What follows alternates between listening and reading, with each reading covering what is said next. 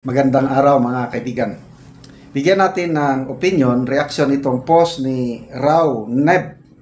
Sabi niya, the grand strategy to perdition.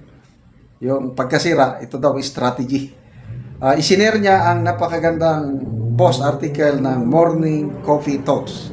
Title, Is BBM favoring Malacanang for Sara? Because a pattern is emerging. Okay. So matotal, sinasabi ni Morning Coffee Talks na not on purpose or unintentionally, walang kamalay-malay ang administrasyon ni PBBM, tinutulungan nila na maging presidente si VP Sara sa 2028. Okay? So ito. As someone who doesn't like Sara or BBM, this is unusual thing to say. Okay. Sinusundan ko itong si Morning Coffee Talks. Believe ako sa kanya dahil kung may mali ang BBM administrasyon, binabanatan niya. Ganon din, pag may mali ang Duterte, binibira din niya. Ang tingin ko sa kanya, patas lang siya. Kaya naniniwala ko, sabi niya na, as someone who doesn't like Sara or BBM, this is unusual thing to say. But when you strip away feelings and just look at the sequence of events, it starts to feel undeniable. Ito na, yung naobserbahan niyang pangyari sa politika, lumalabas na walang kamalay-malay ang administrasyong BBM. Pinupus nila, tinutulungan nila ang isang Sara Duterte na maging presidente. Ito na. They tried to drag her down, even remove her completely from contention. Yet, what's playing out looks less like political distraction and more like accidental elevation na tinutulak nila pataas si VP Sara paakyat sa Malacanang.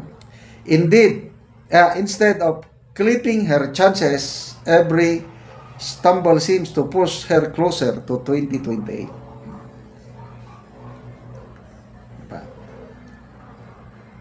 Ito, the impeachment that backfired spectacularly.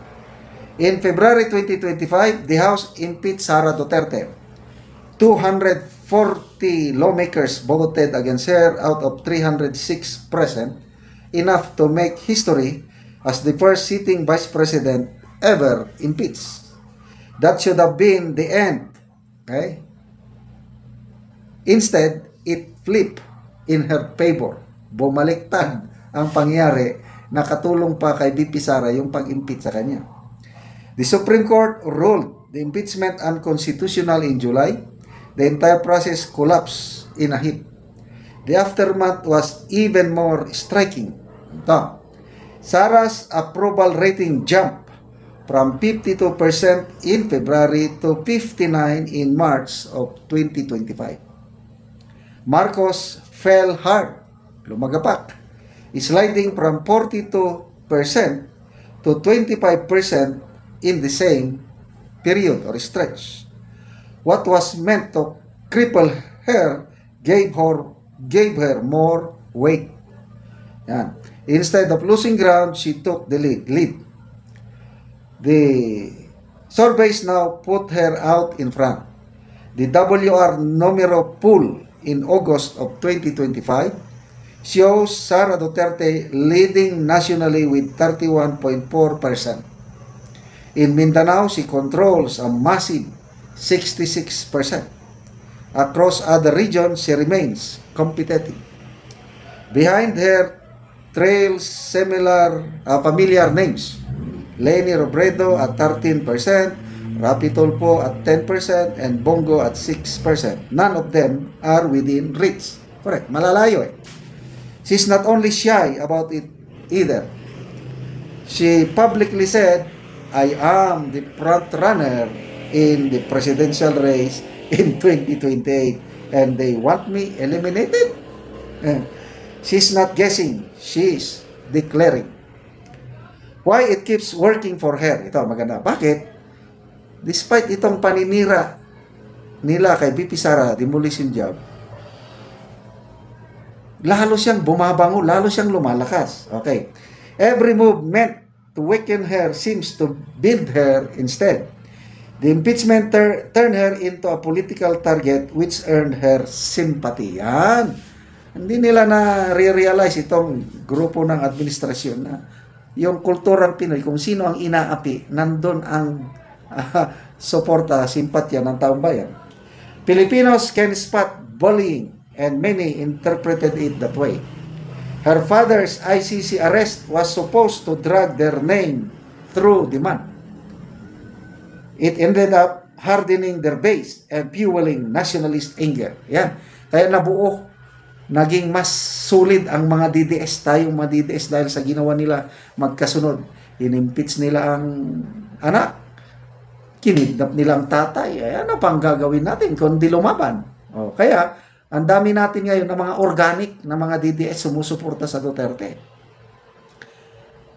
Losing her cabinet seat left her unshackled. She no longer carries the burden of defending Marcos' choices. Marcos, meanwhile, has no path back in 2028. The Constitution bars him from second term. Even with Duterte accusing him of trying to perpetuate himself on his family in power, the law doesn't allow it.